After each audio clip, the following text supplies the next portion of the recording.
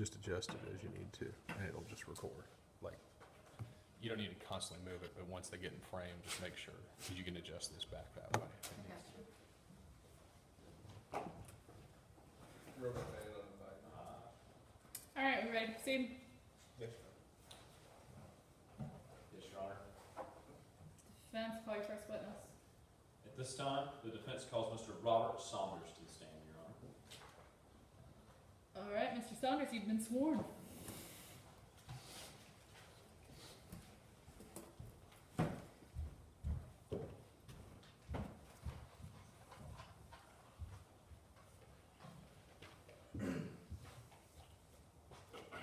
Sir, will you please state your name? My name is Robert Saunders. And where do you live, Mr. Saunders? I live here in Queen City. What do you do for a living? I am an assistant manager at Bass Pro Shop. All right, and why are you here today, Mr. Saunders? Well, I think it's because of the statement I gave to the police a while back, and then that letter you sent me in the mail saying if I didn't show up, I'd be going to jail. Talk about the subpoena that we sent you? Yeah, I guess that's what you call them nowadays, but said I was going to go to jail if I wasn't here, so I guess I'm here. Would you be here if you had not gotten that letter, Mr. Saunders? No, probably not. Bass Pro Shop Corporate is crazy about being on time and being there during the day, so they're all over me about that. Well, do you think you could tell me a little bit about the day of July 19th, 2014? Yeah. What do you recall about that day? Did you, who did you see that day? Well, I was working at Bass Pro Shop as assistant manager, and Josh Wallace came in and was looking for a job, and I felt a little bad for him because he was a little bit on hard times and such. So I was going to help him out with interviews and paperwork and such like that. So I told him to meet me after work. So you saw Josh Wallace at work, and then you told him to meet you after work. So how many times? I saw Josh twice that day. The second time you saw Josh, where did y'all meet? I told him to meet me at the Three Monkeys Bar right here in Queen City. All right. You met at the Three Monkeys. What time did you meet at the Three Monkeys? It's around 11 o'clock. Get off work around 9. Get done with work around 9, and stocking up and closing up Bass Pro Shop. So when you got there, what kind of things did y'all talk about?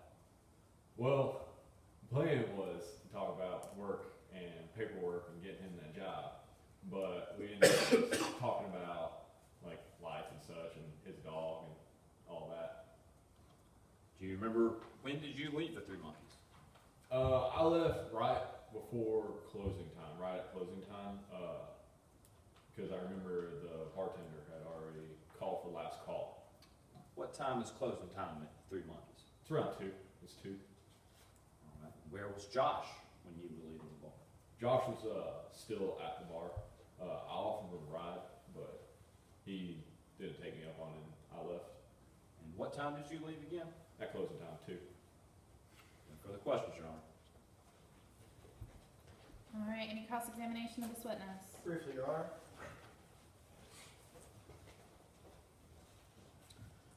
You just testified that you wouldn't be here today if it wasn't for the subpoena that you received, correct? Well, I don't want to miss work. That's the reason I wouldn't be here. You didn't get a subpoena to come to the police station to give a statement, No. but you did give a statement to the police. Yes, I did. After I heard about all of this, felt like it was the right thing to do. You didn't give it the next day, though, did you? No, I didn't. It took a while for the news to get to me, and I think it was about 3 months later. And it just kept eating at me and eating at me. So I finally went and gave my statement. And look where it's at, Nate. I'm stuck here. And I should be at work. So it wasn't until 3 months later that you gave the statement. Yes, that's what I just said. You don't know what time Josh Wallace left the bar, do you? No, it was after me, so it was after 2. You don't know where he went after he left the bar? Nope. He could have gone anywhere. I mean, I don't know where he went. I'm not him. No further questions. All right, any redirect? Briefly, Your Honor.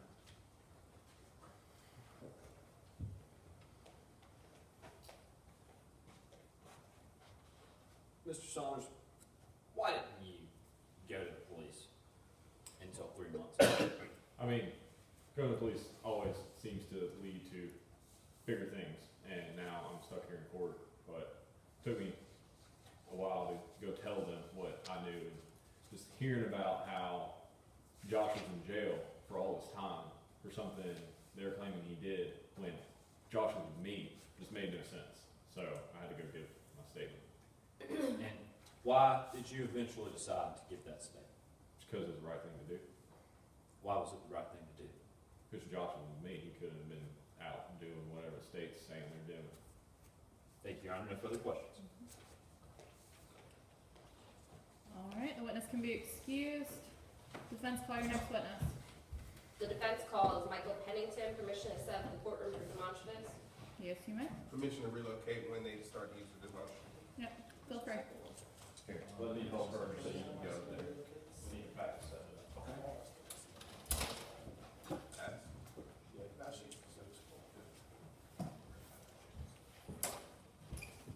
Which one do you prefer on your right? Needing to draw. Okay, thanks. Yes, whatever Jacob said last time, because he had a good idea. Right.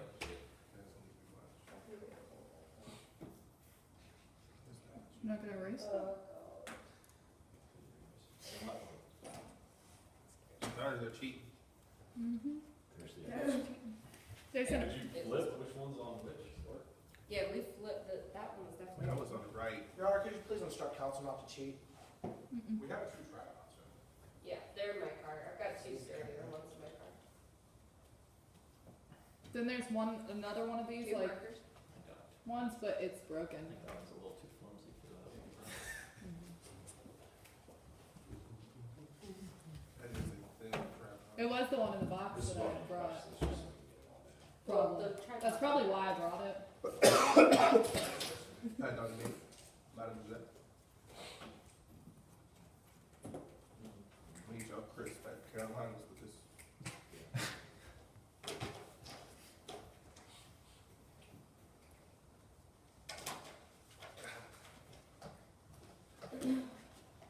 Y'all are gonna have to think about it and plan it a lot too, because with the courtrooms, making sure you're not blocking either counsel table, the witness or the judge, the jury. With two demonstratives. May I proceed? You may. Could you please introduce yourself? Yes, ma'am. My name is Michael Pennington. What do you do for a living, Mr. Pennington?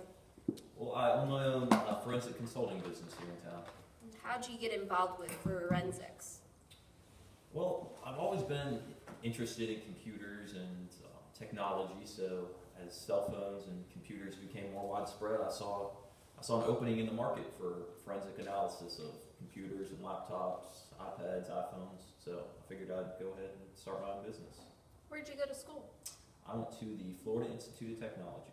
And what type of education do you have in this field? I have a degree in forensic analysis of data, and I also have, right now it's probably 10 years experience doing forensic analysis. Do you have any specialized training?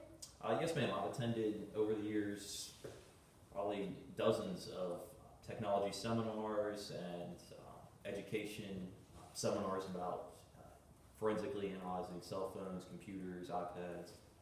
Through these trainings, have you received any certifications? Yes, ma'am. I am currently certified as a forensic data analyst.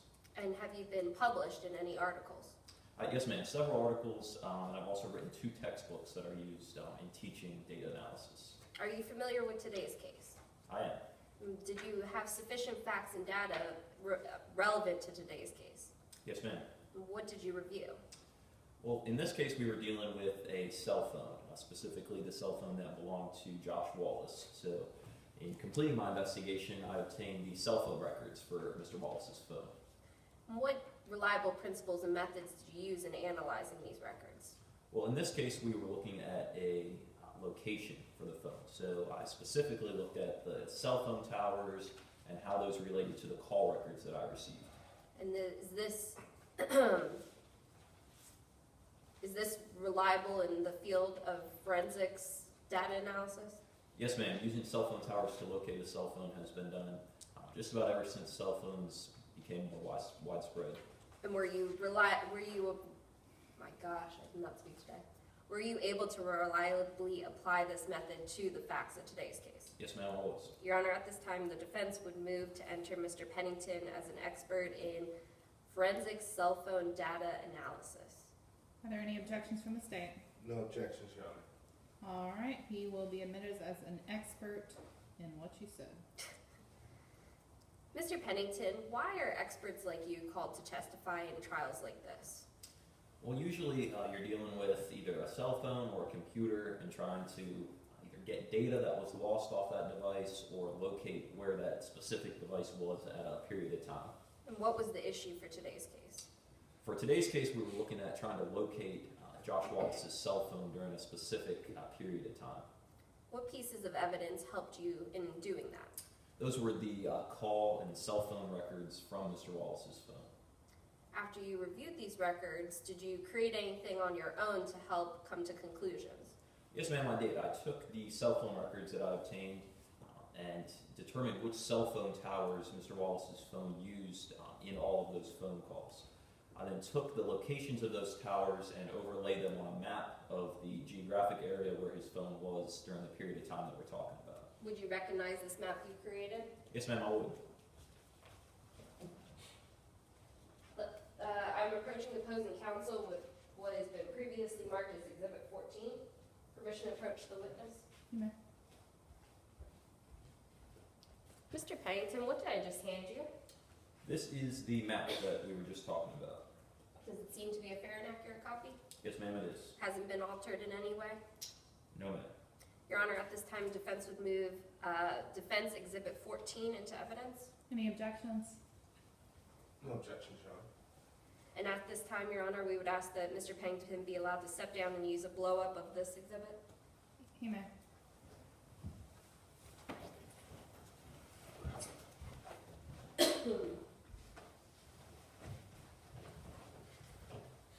Mr. Pennington, can you explain what we're looking at here? Yes, ma'am. This larger map is the geographic area around the Eigenrod home. This is taken from Google Maps. It's a satellite image that shows the roads, some bodies of water, and you can kind of see some neighborhoods on this map right here. You mentioned the Eigenbrot home. Where exactly is that located? That is right where this green star is. And aside from the green star, I see a lot of red triangles and lines. Can you explain what those are? Yes, ma'am. Those were the cell phone towers that I was talking about. I took the cell phone tower locations that Mr. Wallace's phone used and overlaid them on this map. So each red triangle is the specific location of a cell phone tower. And how does this help us overall in locating Josh? Right, so the cell phone records I obtained, they list times that calls were placed and the specific cell phone tower that each of those calls used when it was made. Based on the tower and the location of the phone, it can give us an estimate of where a phone was during a specific time. How exactly do these cell phone towers work in locating that person? Well, you can think about each of these triangles as sending out a cell phone signal in a 360-degree circle right around it. From that circle, you can cut it into 3 different parts based on the cell phone records and try your best to locate where a phone was at a specific time.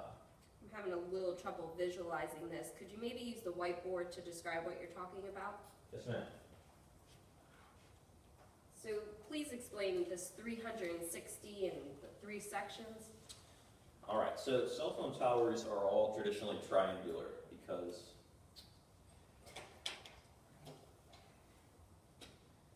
cell phone towers are traditionally triangular and send out cell phone signal in a 360-degree area, which makes a circle right around that cell phone tower. Now that circle is then broken into 3 separate parts that all are given a unique identifier by the cell phone company. We call them alpha, gamma, and beta. Now, are these sections permanent? Yes, ma'am, they are. All cell phone records that I've reviewed during the years I've been doing this all list the cell phone tower name and then one of these sections that a phone was in during a specific time. Okay. How does this concept help us locate Joshua Wallace? Well, the cell phone records that I was talking about have the tower name. Each of these is given usually a number to identify it. And then it says which piece, you can kind of think of this as a pie, which piece of the pie the phone used at a certain time to make a call. From that, you can tell the area that the phone was in when that call was placed. Okay, so let's get a little bit more specific. What data did you pull from Josh's records to help us locate him around the fire? Yes, ma'am. Well, specifically, I was dealing with a call that was made at 1:58 a.m. Could you indicate where that call came in from on the map? Yes, ma'am. That call at 1:58 a.m. on July 20th registered on this tower, Carolina 764A, within the Gamma sector. Now, I see there's two lines that connect to this Carolina tower. At the closest point, oh my goodness. At the one point of that line, how far is that from Megan's home? Well, at the closest point, the Gamma sector would be approximately 5,000 feet or 1.0 miles from the victim's home.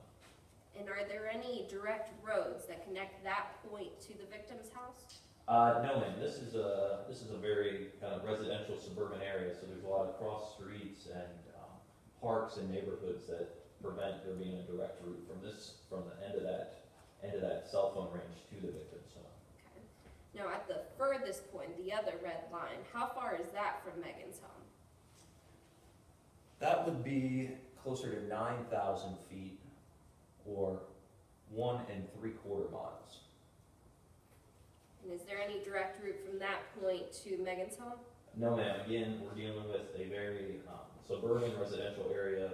There are lots of neighborhoods, and you can see there's even 2 lakes here that would prevent a direct route. So, taking this all into consideration, where was Josh? Explain to us Josh's location at the time surrounding the fire. Well, based on the phone call that was made at 1:58 a.m., his phone was within this Gamma sector, so somewhere between this red line and this red line, both that come out of the 764A Carolina tower. What does this mean about his total distance away from Megan's home at that time? At the time that call was placed, Josh Wallace would have been at least 1 mile from her home and at most 1.75 miles from her home. Thank you, Mr. Pennington. Nothing further. Permission for the witness to retake his seat. And, Your Honor, at this time, we would preserve both boards for closing arguments, All right, what are we preserving them as? We have, preserving as Exhibit 14A mhm. and Exhibit 15. Okay. Do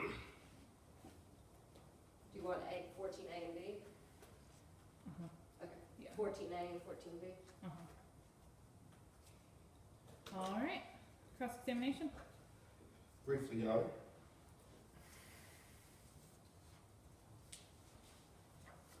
You testified, Mr. Pennington, in your affidavit that you cannot tell exactly where someone is based on a cell phone record. That's right. So it only tells you what time the call was made. Well, the cell phone records tell us the date that a call was made, the time a call was made, whether it was an ingoing or an outgoing call, then the cell phone tower and the portion of that tower, either the alpha, the gamma, or the beta sector. Okay. I am showing the defense what has been marked as Exhibit 6, previously marked as Exhibit 6. It's 2 pages. Permission to approach the witness. Mr. Pennington, these are the cell phone records of Joshua Wallace, correct? Yes, sir, these are those records. You relied upon those records in order to make your map, correct? I did. It's accurate as to the records you observed? Yes, sir, these are a copy of those records. At this time, Your Honor, I would like to move to admit State's Exhibit 6 into evidence. Any response? Yes, Your Honor, hearsay. Your Honor, two things. One, it's the records the expert relied upon in making his decision, so he should be allowed to testify as to those records. And plus, those do not have a human declarant. They are printouts of records that are regularly kept by track phone through automated processes. Let's have some clarification here. What are you saying is hearsay? The statements on there or the actual document itself? The statements on there. The statements on there. Yes. Okay. And who made those statements? Again, it's records interaction within track phone. No one's Can I see this physically- document? Yes, you are. Okay. All right. I just wanted to make sure what we were looking at. Okay. So you're saying that nobody actually typed this out. This is just a print off. Printout. Correct. And you're saying it's still hearsay nonetheless? Your Honor, it's still susceptible to human error. Somebody had to type in the phone number to retrieve these records, and there's still human error that goes behind encrypting the codes and the different details of the phone call, and I would object that those are out-of-court statements, not that are being offered for the truth of the matter asserted. Okay. I'm going to allow them in. I think that goes more to the weight of them, and you are free to cross-examine on those facts, but they are entered into evidence as State's Exhibit 6. Thank you, Your Honor. Mr. Pennington, can you turn to the second page of that document? Yes, sir. At the top, there were 2 phone calls made at 1406, correct? There are, that's right. The phone call pinged off of Carolina Beta 213, correct? 231, excuse me, correct? The first call pinged off A231. Correct. And then the second one pinged off of 461B, Carolina. Yes, sir, that's right. Those 2 towers are 2 miles apart. That's correct. Within Carolina 764, you testified earlier that the furthest point on it is 1.7 miles away, 1.75 miles away, or 1 3/4 miles. That's right. So that is within 2 miles of the victim's home, correct? Yes. The cell phone towers do not track people, correct? No, they track a cell phone. Correct. So, based upon incoming and outgoing phone calls, correct? That is right, yes.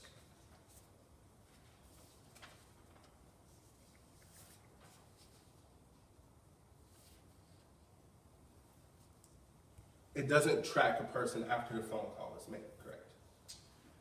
No, it does not. Or after a phone call is received. No. No further questions, Your Honor. All right. Any redirect? Yes.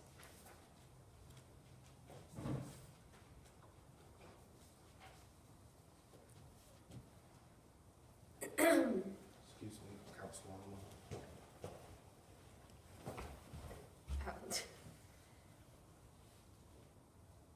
Mr. Pennington, what is different about the 158 call versus other calls found on that record? Right, so the 2 phone calls that were made, that I was just talking to defense counsel about, both at 1406, those were incoming calls. Those were calls that somebody called Joshua Wallace's phone number. Now the call at 158, Josh Wallace actually was using his phone. He placed that call. And that would give us the discrepancy that we see on here about which Objection, tower Your Honor, it outside was. the scope of cross. Overruled. What do you mean a discrepancy? Well, if I could get down and use the map, I would. Permission for Sure, Mr. Pennington explain. to step down?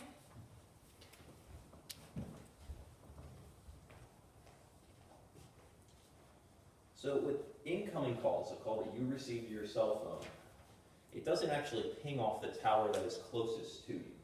It pings off just a tower in that area where you are, could be within the same city, the same county, whatever tower has the least call volume at a certain time. So these incoming calls, although they're both placed at or received by his phone at the same time, they could ping off 2 separate towers based on the sole fact that they are calls incoming to his phone. They don't actually show a location where he was at that time. And the 158 call, why is that more precise of a location? Well, anytime you're dealing with an outgoing call, a phone call that's actually made from Josh Wallace's phone, that phone would ping to the tower closest to it. It has nothing to do with network load at that point. Thank you, you can take your seat. Nothing further, Your Honor. Permission to publish defense Exhibit 14 and prosecution Exhibit 6 to the Okay. jury. Fake jury. And permission to remove and demolish names. Yep, you don't have to ask permission for that.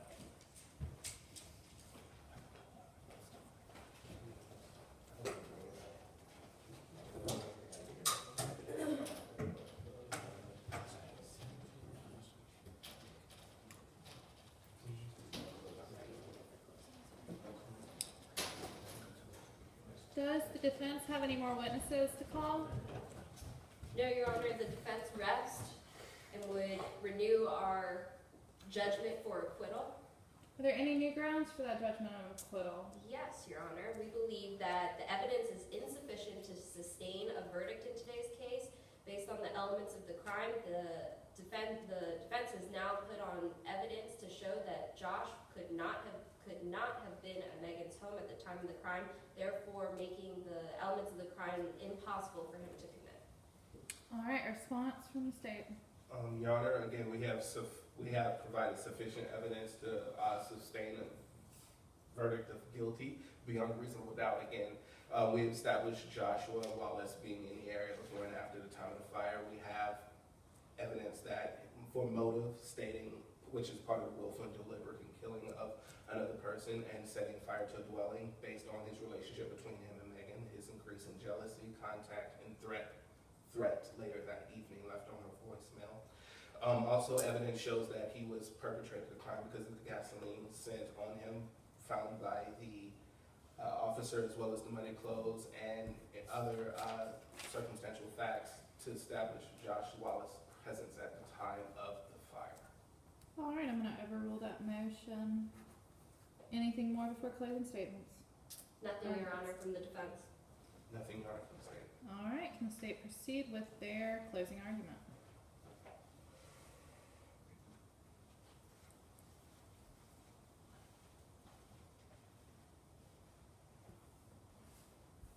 One piece of evidence may be a coincidence. Two pieces of evidence may be happenstance. However, when you have 3, 4, 5, 6, 7, and more pieces of evidence, it only shows one thing: guilt. Good afternoon, ladies and gentlemen. My name is Ryan Adams, and along with my co-counsel James Harley, we represent the state in the matter. Today, we heard of some awful events that transpired on July 19th, 2014. We heard what happened from Megan Eichenbrot. That night, her and her daughter laid down to sleep. At around 9:30, then later that evening, while they were asleep, Megan heard a crash come through a window. Not knowing what's going on, she gets up in a panic. Suddenly, another crash comes through her bedroom window. It was a firebomb. Coke bottle filled with accelerant on fire. She panics. She's scared and she thinks she's in a nightmare. The fire catches her drapes on fire. It goes up the wall and spreads throughout the house. Megan does what any good mother would do. She runs to her daughter's aid. When she gets to her daughter's room, she's greeted by a locked door. She begs, pleads, screams, bangs, trying to get to her daughter to save her life, to wake her up, but she could not get to her. Soon, the smoke and the flames begin to overtake her, so what does? She runs immediately out of the home. She calls 911, hoping someone can help save her baby. From there, a police officer arrived on the scene to greet a woman, crying and begging for someone to save her daughter. They tried to go back into the home, but the smoke and flames were just too great. They were unable to reach Tamara, and later she died. Now, the officer responding to the scene that night searched the area for a defendant given to him by the dispatch, saying, needing the description of the defendant. Later, around 2:42 a.m., the defendant was found on Dale Earnhardt Boulevard, walking around. When questioned, he said that he was on the way home. The officer asked to search him, and he agreed and complied, and on his person was found a lighter, beer cans, still reserved. Then he was asked if he can be taken back to the station for more questioning. Again, the defendant complied and went back to the station. And when asked if he had any military experience, he panicked and said, "I don't know anything about bombs," even before he knew the cause of the fire. So the officer continued his investigation, found out that the defendant used to live at a home down the street from Megan Eigenbrod at 915 Spring Street. He lived there before he moved in with the victim, Megan Eigenbrod. At that home, there was a gas canister found in a crawl space. And later, he was found that the pathway leading to Dale Earnhardt Boulevard led to that very same home that he used to live in. Again, today, us state have the burden to show, the burden of proof today. We have to prove beyond a reasonable doubt that the defendant, Josh Wallace, is guilty of murder by the means of arson. Now, this jurisdiction, defines murder as the willful and deliberate killing of another individual, of another person by means of arson or the use of a deadly weapon. And arson is defined as the burning of a dwelling home while someone is inside or is occupied. All that simply means, jury, is that we only need to show that regardless of the outcome he wanted, he intentionally and willfully burned the home of Megan and Tamara Eigenbrod. And that fire killed Tamara Eigenbrod. Now we have to show that beyond a reasonable doubt. Beyond a reasonable doubt is the highest burden in our system. However, it is not unattainable. Now what is a reasonable doubt? A reasonable doubt is not a speculative doubt. It's not a guess. It's not beyond a shadow of a doubt.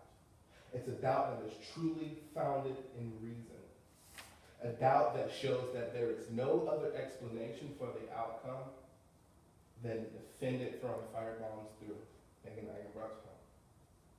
Again, let's look at the evidence. Again, one piece of evidence possibly could be a coincidence. Two pieces could be happenstance. However, we only have 3, 4, 5 pieces of evidence, 6, 7, 8, 9, and 10 pieces of evidence. Then it shows only one thing: guilt. Now, we heard from the victim, Megan Eigenbrod, who lost her daughter. She testified that earlier that evening, Josh Wallace was acting more erratic. He threatened her through a voicemail saying, "This is some BS, keep your head up." We also heard testimony that Josh Wallace, the defendant, wanted his documents out of the home the night of the fire. We also have evidence that shows that he used to live at 918 Spring Street, down the road from 915 Spring Street, down the road from Megan Eigenbrod. And at his old home, there was a gas can that smelled freshly of gasoline as if it was recently filled. We also have evidence that the defendant was found through a pathway to Dale Earnhardt Boulevard behind that very same house on that night, where there were glass bottles thrown, beer cans of Steel Reserve, which were found on his person when he was found by the officer, and less than 100 yards away from the entrance on Dale Earnhardt Boulevard to that path to his old home.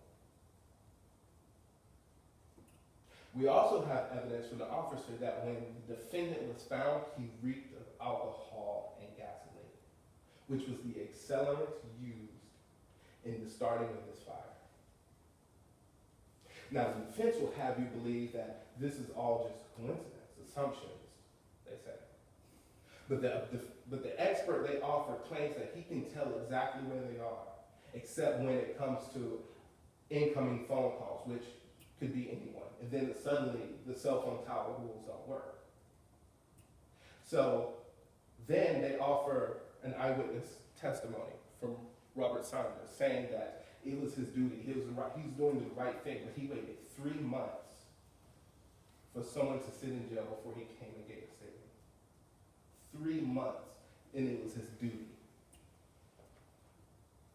Again, when you have all this evidence, 2, 3,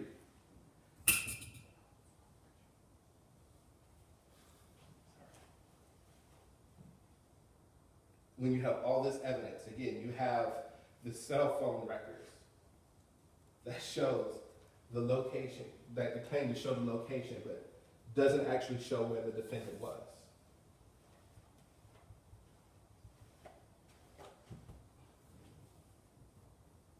You have the evidence of Megan Eigenbrod showing the defendant's jealousy, increasing rage and anger towards their relationship ending. When you have the evidence showing that the defendant was found no less than 42 minutes after the time of the fire in an area that he was familiar with and used to live in. When you have the evidence that shows that he reeked of gasoline, the evidence that shows that his old home contained a gas canister filled with inflammable liquid, gasoline, that was used to start the fire. Again, that only points to one thing, ladies and gentlemen, that is guilty. So you must do the only thing that the evidence is allows. Find the defendant, Joshua Wallace, guilty of murder by the means of arson beyond a reasonable doubt. Okay.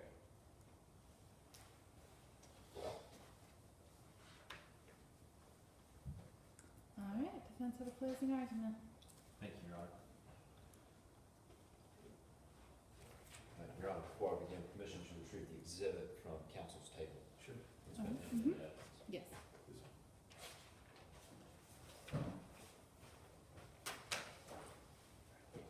And Your Honor, also, I believe we are missing another exhibit that's been entered, the picture of the house. All right, State, do you have the picture of the house that you entered into evidence? I believe it should be either the jury box or It should be over here. But let's see where it actually is. It's okay, I go with that. You got a copy? I- All right, I'll you'll be just fine. go with Okay. that. May it please the court. This is a horrible case. Just like Detective Dillinger told you, I believe that cases like this, cases involving the death of a teenage girl, these are some of the most difficult cases that I deal with in my job as an attorney.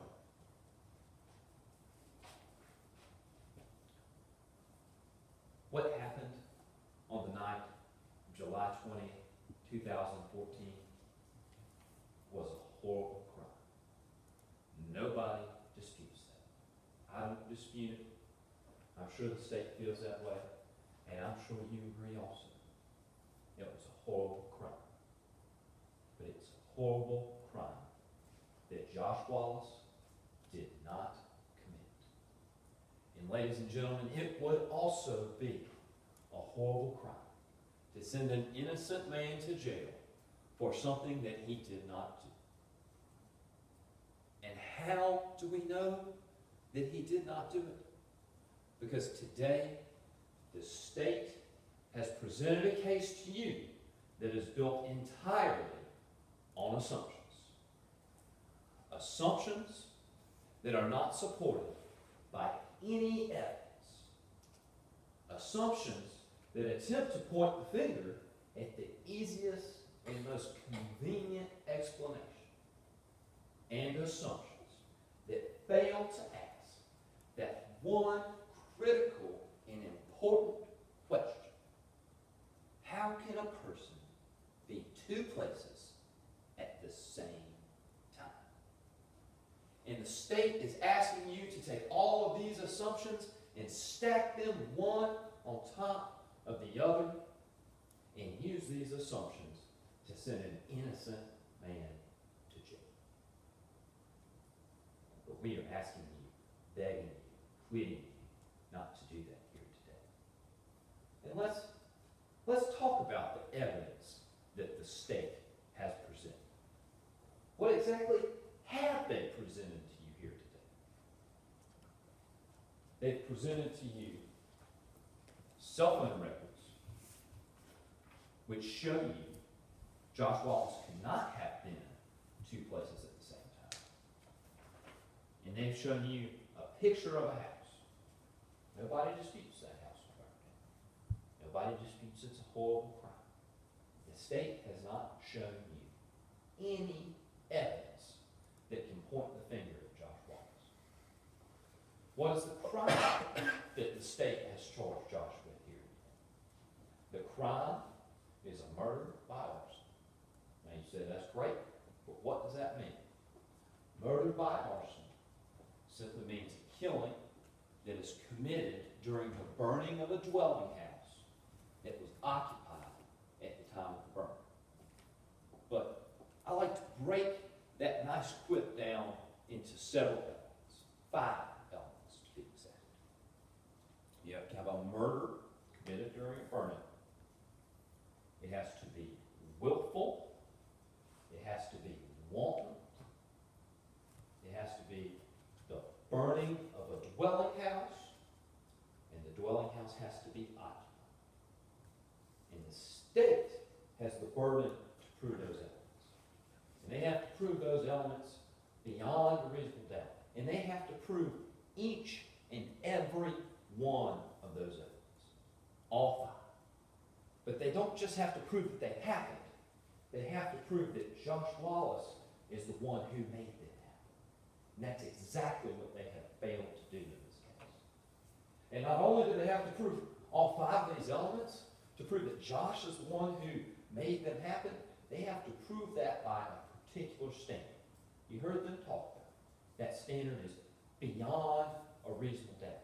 It is the highest standard that is placed on anyone in our justice system in the United States. But you say, all right, well, they gave an explanation, but what does a reasonable doubt mean? I still don't know. I like to think about it this way.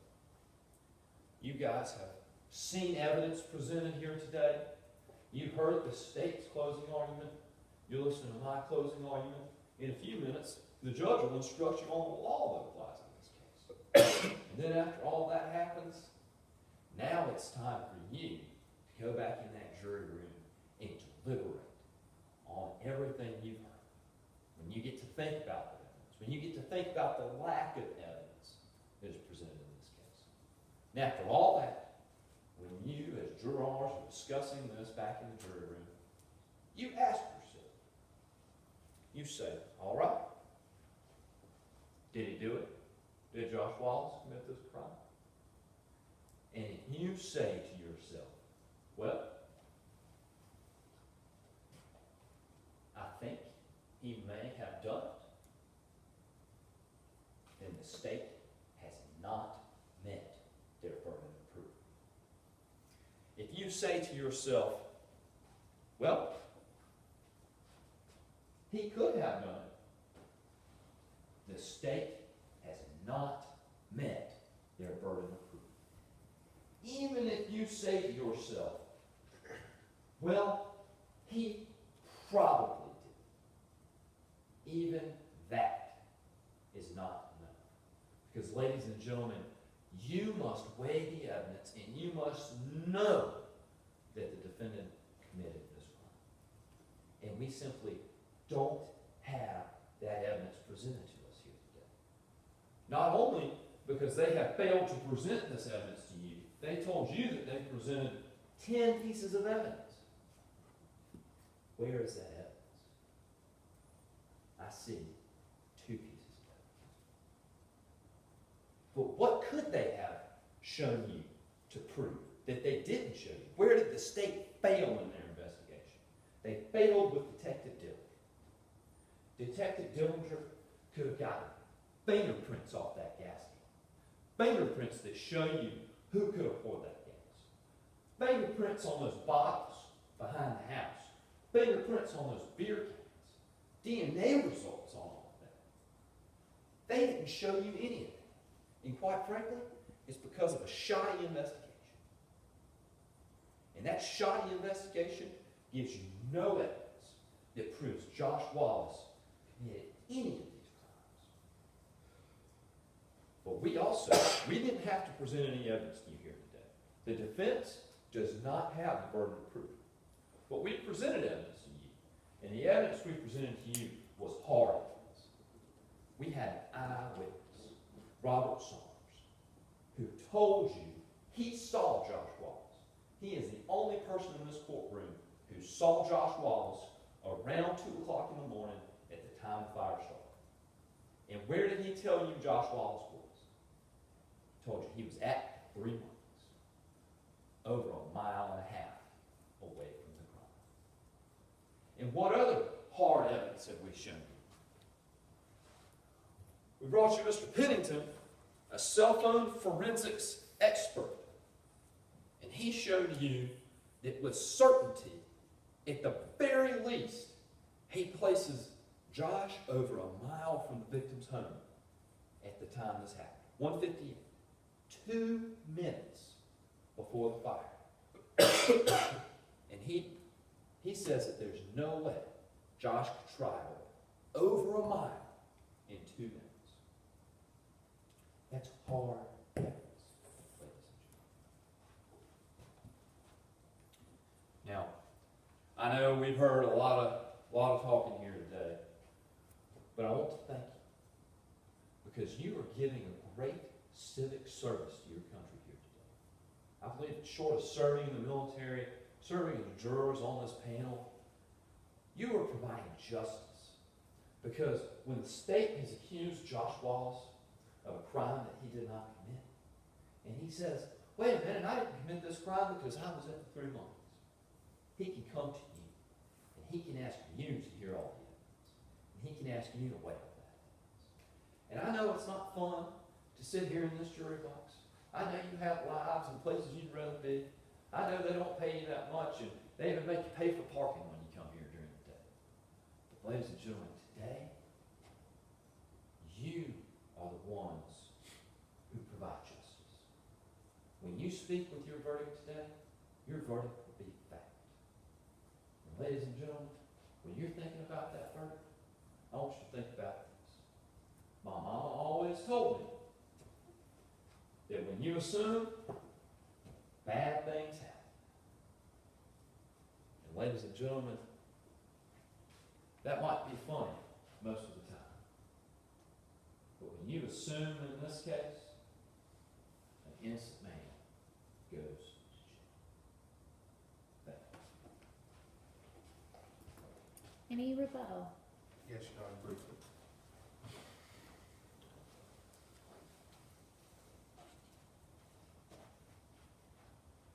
The defense counsel states that everything we've presented to you today is just merely an assumption. In fact, the defense counsel even mistakes exhibits for evidence. Again, what we've presented you physically are exhibits, other pieces of evidence. But testimony from witnesses are also considered evidence. And we heard that evidence state that, again, the defendant, Joshua Wallace, was acting jealous and increasingly violent towards the victim, Megan Eichenbrock.